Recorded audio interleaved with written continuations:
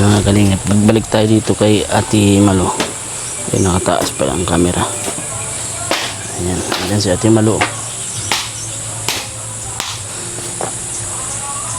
Nagtitiyak. Si Kuya GM. Pasyal si Kuya GM. Ang ginagawa mo Ate Malo, Panggatong Kuya GM kasi naulan-ulan na baga. Wala na akong panggatong sa lutoan ko. panggatong mga kahoy. Sabi ko, ang hirap baga ko. Kasi ako may pinadeliver ko yung mga buti na ano kasi ma-aral si Mario. Walang pamasahe. Si Mariel. Hindi na ang hirap pag ako ay ng buhay. Sabi ko, laban lang sa ano. May patay pa kami, paglibing kami alas 11. Ngayon? Oo, sa awitan. Kaya sabi ko, Bakit na paano? Sakit? ano ni Papa, kayong biyanang ko kapatid, yung na inatake sa puso. Pa lang yung edad niya, nasa 71. 71. Yun, doon kami napunta baga pwede yung pag nahingi kami bigas.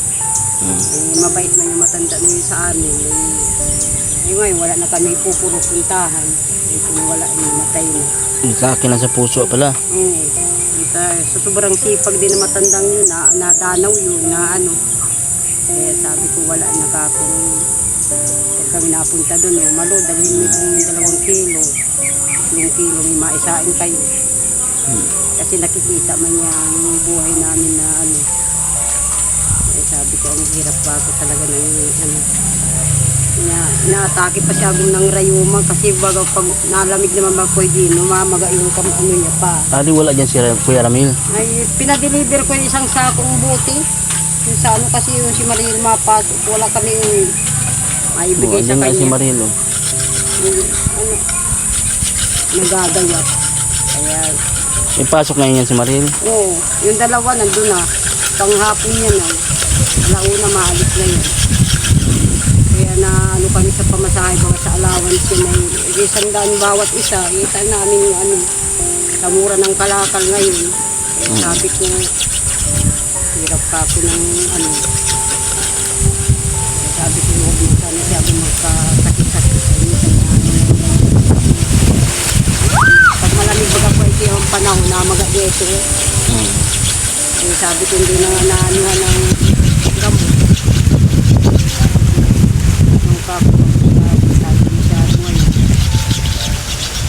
Yung ina nga nito, nagtrabaho na. Nasaan? Yung kinakasama niya, nagwalay na. Nagulay?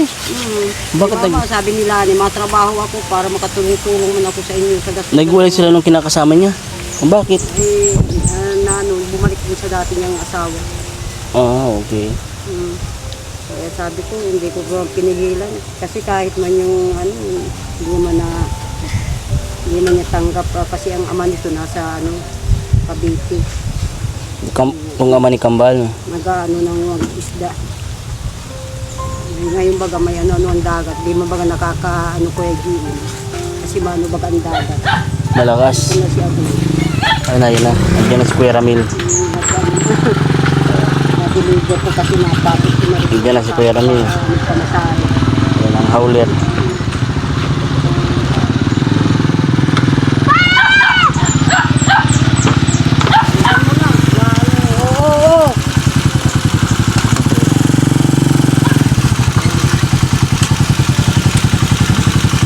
Ano Kuya Ramil, kamusta? Deliver akong konting kalakal. Ay siya. Oo. Walang hindi ka na kay Kuya Jimo. Panggaragastos. Wala ka magkano ka man? Baka mga kapital ay...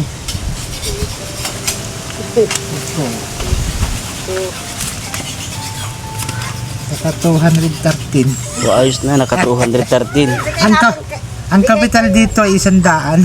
Di 113 ang tubo mo. Gasolina mo 100, di sa akin ng 30. Nagasolina kung train asin. Bibigay mo kay Mariel pamasahe 100. Wala. Ang tira 30. Wala tayo matirang pambiling ulam. Yun lang. Hindi na tayo, magulaga na lang tayo sa May dala ako dyan. Galing pa ito sa package ni Lola Jet. Andito. Ito. Oh, buksan mo Ate Malo. Itong Ayan. pinabibigay ni Lola Jet. Salamat po Lola Jet sa binigay mo po sa akin. Kung nagtitid, malaking tulong na po ito sa aming mag-anak. Ano natin, kaya na-miss kita Kuya Jim, ang tagal mo hindi Ayan na, Nabisi. nabisi siguro si Kuya Jim. Di sabi ko, kita lang kita yung pumunta ka din yung Karajinki. Sabi ko, Anong nakaraan? oo. Wala kayo. Galing ko dito walang tao. Okay. Sabi ko, sa akin, mayroong tayong, Yan, buksan mo Ate Malo. Yan ay pinabibigay sa inyo ni Lola Jet. ang laking Coffee mate. pumik na oh. Bunso, no, kang Oh, kape. paborito mong kape. Ang kape oh. Masarap pinakape. May pa, salamat po Lola Jet. Yan, upang ulam na oh. Oh, Bunso, naghahanap ka ng ayaw mo ng tuyo. Oh. O yan, prituhin. May Sausage. ka na.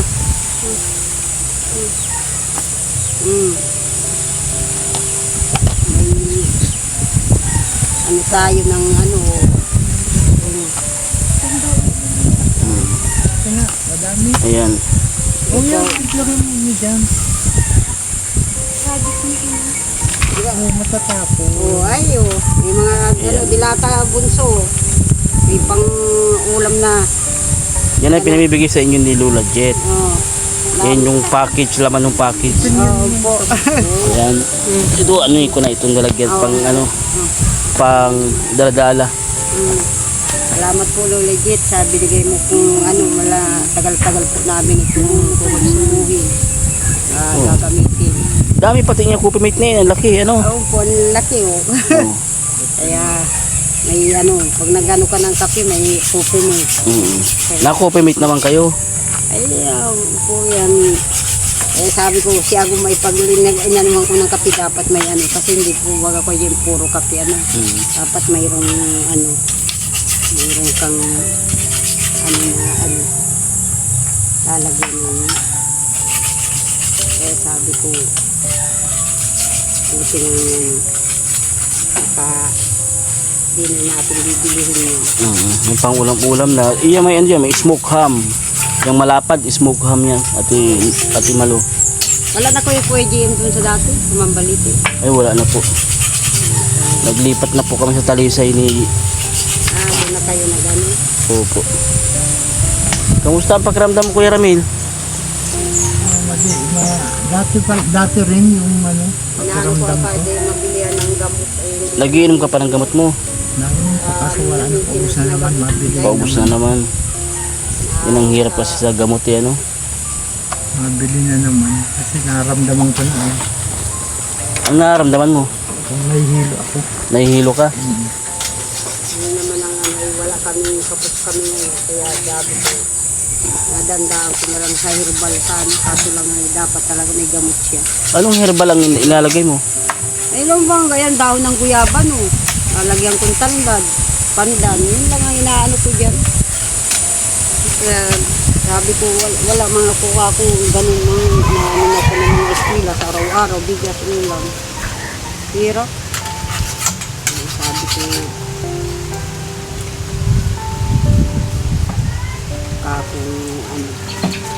pero sabi ko makaano mga kakong nga ako hindi mga haulir ko, may bayaran pa ako dyan. Hindi na bagay yung bago luma ko, pinaano namin, mga puro utang-utang yan sa amin, hinulugan namin. Kasi kung di man kami mga bagong yung panghanap buhay, wala man baga.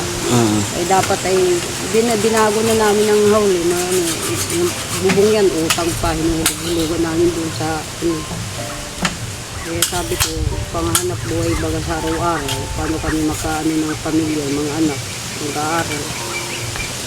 Kaya ang hirap. Paano? pag Yan talaga ang buhay Ate Malu. sabi ko, laban lang sa buhay. Laban lang sa buhay. Ito din talaga hirap kami. Buti ng kako ay sinusumpong si Agumisa na hindi na ano. Kaya pag naano siya, hindi kami nagkakalakal. Pag nahihilo. Kaya sabi ko, yun ang inaano kong sa pang-araw baga, bigas. Ang bigas pa, allowance pa ng mga bata. Kaya, mabuti nga si Sophia, nakuha ni kabarangay ng ano, No. itong sa scholar baga sa ano. Scholar ni Lola Jet. Oo. Si Sophia, ay inaano ko itong dalawa para kung sakali, parang magana sa amin ni Agum, di hanapin niya ng pambiling bigas pang ano. Sabi ko sana Kuya Gili, makasama man itong dalawa ko, si Stephen sa si Marie. Ito si kabarangay. Ay, si Papa. Tandaan si Papa. Mapunta natin at kalati Jinky. Ito. Kaya sabi ko, yun ang inaano ko sa ano, kanila. Ano sana ka ako, makasama man itong dalawa ko, si Marie sa si Stephen. Para katulad ka ako ni Agum na ano, di ano ko almin na lang, pang ulam-ulam, pang bigas-bigas. Hirap din talaga kami ngayon, lalo na siyang nakakaano ng gamot. Kaya sabi ko, sa kapang ano namin sa bigas, kung meron lang kami, nabibili ka namin na 2 kilo. Pa kilo-kilo lang bilhin nyo. Kilo-kilo na lang kasi naano ko ang eskwela ko ay 2 bagay yan. O lalo na ngayon, ang kinita ni Kuya Ramil, 200 plus ano. 200 bibigay kay Marie 100. Pag gasolina siyang nasa 70, di ilan na lang tira. Ay sabi ko, di na makabiling ulam. Ay may dumating ulam. Sa bigas na naman, 1 kilo lang yan. Kaya hirap. Ay,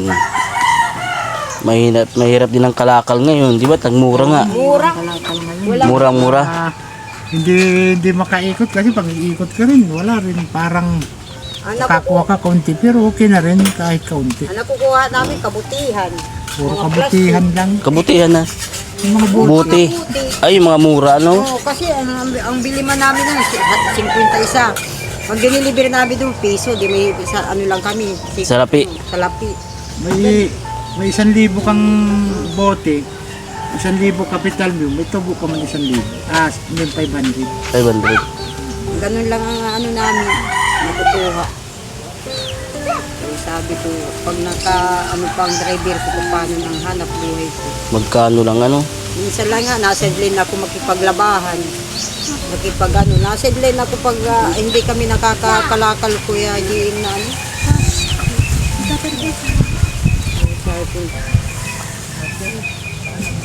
Kaya sabi ko, pag hindi kami nakakakalakal na ayos, Ano talaga ang buhay Ate Malu. kaya sabi ko kahit ganong ano, kayo, Tsaga-tsaga. daga ay ganito pang lang nagparasok ng mga bata sa ano, sabi ko. Mayroon nga sa akin na comment na, Ate Malu, pahintuin. Ay, ayoko ka akong pahintuin. Kasi ang bata, pag naghinto na, tatama din na yan. Hindi na maeskwela. Hindi na. Kasi nagsaano sa mga comment, pahintuin ko daw ang dalawa. Ako hindi. Kasi diyan ko nakikita ang mga pursige man. Si Sophia, mga graduating na. Si Marigel, grade 9. Si Stephanie, grade 7. Oh. Tama yun Ate Wala Malu. na. Kaya sabi ko, Kahit anong mangyari, paglaban mo na makatapos sa mga anak oo, mo. kasi sabi ko, hindi ko kako susukuan ng mga bata. Kasi pag minsan Kuya Jim naghinto yan, hindi mo na mapapaaral lalo pag nakatikim na sila ng trabaho. Ay ngayon pang sinisipag sila, kaya sinisipag ko man na makatapos kasi yun man na lang ang maibigay ko sa kanilang karangalan na makatapos sila. Katulad ko kung tunggahanap buhay akong ganito, gusto ko mapag-aral sila. Kung makatapos man, di sa kanilang sila ay mabawi ako. Salamat kay Papa, kay Mama, nakatapos ako. Kahit ganito lang hanap buhay mo. Hirap pa din. Eh, sabi ko, kung may tao lang na tumutulong sa akin na mapag-aral sila, hindi bali sa ano na lang nila allowance pag ako ay di. Ang hanapin mo na lang sa araw-araw, sa pagkain, sa gamot ni Agum, sa ano namin ng ano. Hanggang sana, ang ko kasi hindi ko na kaya talaga gasto sa doon na sila dito sa elementary kaya ko pa napag-graduate ko sila dito. Ang dami na nilang ano, mama ganito may project ako, may ano ako. Kaya ang hirap. Sakripisyo talaga Ate Malu. Yun lang. Kailangan mo magsakripisyo para sa mga anak mo. Kaya nga ko ay Jim, yung ang ginagawa ko pero kulang pa din. Pangarap mo na makatapos pag-aaral mga anak mo. Oo, nila pangarap ko sa kanila. Kasi isa malang katawan ko, minsan nga nananakit ang katawan ko, laban pa din ako para makahanap. Kaya sabi ko ba, kung si ako masama sa punto, hindi dumating ganyan, hindi na sana ako aabot sa ganito. Sana nga Ate Malu, Kasi makatapos na yung mga anak mo. yun lang ang pangarap ko kay JM. Kasi yun lang, makatrabaho silang maayos. Kasi pagdating ng araw, di matulong din sila sa amin. Yun lang ang gusto ko sana. Mama, maaral ako, may mga pangarap sila. Kasi inaano ko, si Papa man niya, hindi kong sabi kung palaging malakas. Yung kagabay ko sa pangarap ko. Kasi wala man kami maanuhan ng tulong. Kung sabi ko, laban lang yun. Pinagdadasal ko araw-araw. Sabi ko, kahit ako masasakit ang katawan ko, basta kaya ko. Eh, kulang kami talaga sa pinansyal sa pang-araw-araw. Kasi Ano lang talaga Ate Malu, wag lang kayo magkakasakit, di ba? Yung nga inaano ko kay Gino. Kasi kawawa din ng mga bata pag nagkasakit kayo. Kayo ang inaasahan ng mga anak niyo. Kami nga inaasahan sa araw-araw nilang ano. Kaya sabi ko, yun ang kailangan. Kaya yung kako ano kung ano. Kaya sabi ko sa mga manunod, sabi ko tulungan po niyo ako sa mga anak ko kasi po ang ano po nila makapag-aral. Saka po sa panganap buhay namin, ano po kami ngayon talaga. At sabi ko, sa araw-araw, sa ano, hindi ko na po nabibili ng asawa ko sa pamintinas siyang gamot. Kasi minsan may time siya nahihilo. Eh, wala man po akong maibili. Tapos kami talaga ngayon. Eh, salamat po Lola sa binigay mo kung ano, pang-ulam na po sa amin to at malaki na pong tulong ito sa akin. Hindi mo na bibilihin ito. Kasi pag ano, hindi na talaga kami nakakati, may ano lang maligam-gam na tubig. Kung di ba mamaya wala kayo pang ulam, pwede nyo na lutuin yan. Oo. Para pang ulam. Prito ni Mario. Kaya sabi ko, At least may anong sakto naman, may dumating na pang ulam. Makakasurvive ang kailan ngayon. kaya sabi ko malaking ano na din sa amin ito. Kaya hanapin na naman namin pambigat, pang nabigyan ko sa ano ng pang ano ng gamot kasi wala eh. Si Kuya Ramil po kasi mga kalingap, itong asawa natin Malo, nagme-maintenance na siya dahil sa stroke. Di ba Kuya Ramil? Yung sa stroke mo ano? Yan, so, stroke patient po yung mga kalingap pero pinipilit mag-drive, makapag ngalakal. Pero hirap siya maglakad si Kuya Ramil.